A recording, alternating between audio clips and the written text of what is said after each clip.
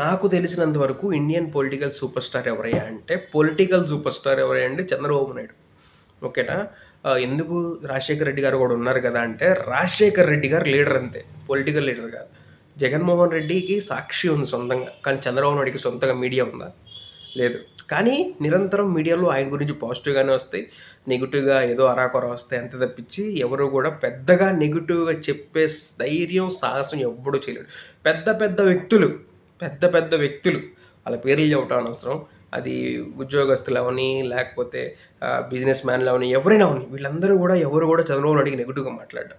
ఎంత విజనరీ కాకపోతే 20 ఏళ్ళ కిందటే వీళ్ళందరినీ కూడా గ్రిప్లో పెట్టుకున్నాడు చంద్రబాబు నాయుడు. ఎంత విజనరీ కాకపోతే, ఎంత రాజకీయ చాణక్యం లేకపోతే ఇవన్నీ చేయగలుగుతాడు. అది హ్యాపీ బర్త్డే సార్. ఇలాంటి బర్త్డేలు మరిన్ని జరుపుకోవాలని చెప్పేసి నేను మనస్ఫూర్తిగా కోరుకుంటున్నా. నిజంగా ఇలాంటి బర్త్డేలు మీరు మరిన్ని జరుపుకోవాలి.